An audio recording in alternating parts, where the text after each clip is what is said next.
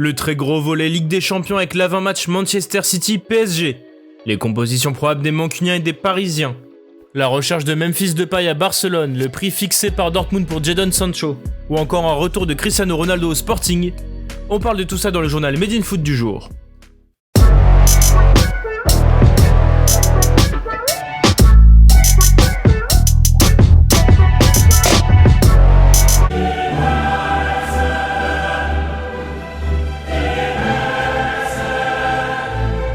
C'est le jour J pour le Paris Saint-Germain.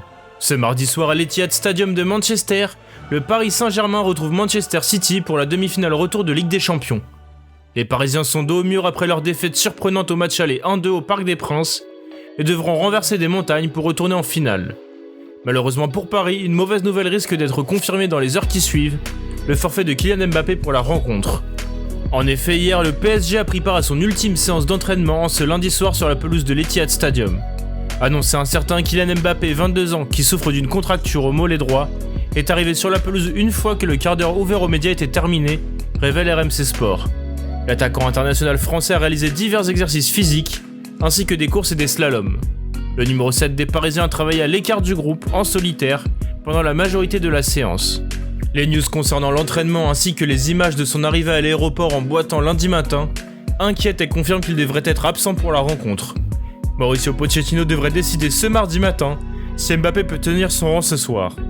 Concernant la compo probable des Parisiens, l'entraîneur argentin devrait composer, en plus, avec l'absence d'Idrissa Gueye, suspendu après sa semelle sur le mollet d'Ilkay Gundogan au match aller. D'ailleurs, en cas de finale, le milieu sénégalais ne jouera pas non plus, puisqu'il est copé de 2 matchs de suspension par l'UEFA. Sinon, il ne devrait pas y avoir de surprise dans le 11 de départ. Keylor Navas dans les cages, Florenzi à droite, Diallo à gauche, et une charnière centrale Marquinhos-Kimpembe. Au milieu de terrain, un double pivot Marco Verratti-Leandro Paredes se chargera de la première relance pour Angel Di Maria, Neymar Jr. et Julian Draxler.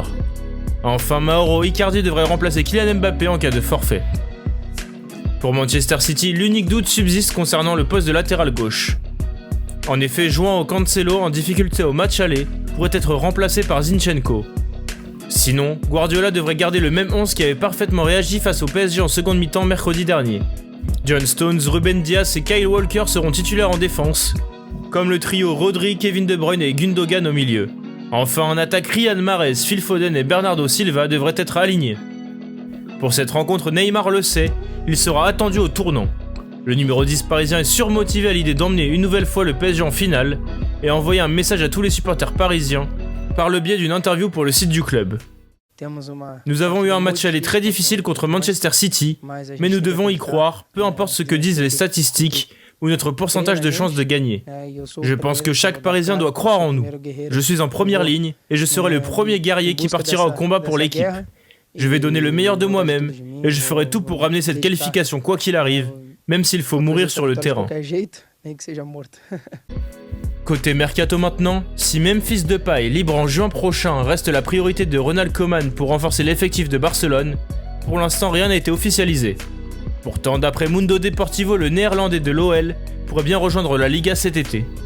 En effet, selon le média catalan, Depay aurait déjà commencé à chercher une maison sur les environs de Barcelone. Le journal catalan en a même titré sa une du jour. De quoi relancer les rumeurs sur son futur chez les Blaugrana, lui qui réalise une saison excellente avec Lyon, 19 buts, 10 passes en 35 matchs de Ligue 1. Tout ça pour un joueur qui revient des croisés. Retenu lors du dernier mercato estival contre son gré, Jadon Sancho pourrait bien quitter le Borussia Dortmund cet été, d'autant plus que le BVB a besoin d'argent. Toutefois, Dortmund ne bradera pas son ailier de 21 ans. En effet, d'après ESPN, le Borussia attend une offre de 100 millions d'euros pour lâcher l'anglais. Formé à Manchester City, le Britannique devrait faire son retour à Manchester, mais plutôt chez le rival de United. C'est peut-être la plus grosse bombe du jour. Et si Cristiano Ronaldo décidait de revenir là où tout a commencé pour lui, au Sporting Portugal? Ce matin, la Gazzetta dello Sport ouvre la porte à un départ de CR7 avec sa une, le frisson CR7. Alors que la Juventus n'est toujours pas assurée de disputer la prochaine Ligue des Champions en raison d'une saison galère, Ronaldo pourrait avoir des envies d'ailleurs. Et selon le quotidien portugais Record, CR7 voudrait terminer sa carrière au Sporting et pourrait se laisser tenter par un retour en Liga NOS. D'autant plus que les Lisboètes sont tout proches de mettre la main sur le titre de champion du Portugal. Cette information a fait le tour du pays, puisqu'elle est également reprise par le Correio da Manhã ce matin. Selon le journal, le retour de l'enfant prodige représenterait une arme de destruction massive pour le Sporting l'an prochain, qui retrouvera la Ligue des Champions. Merci à tous de nous avoir suivis, n'hésitez pas à liker, commenter, partager cette vidéo et à bientôt pour un nouveau JT.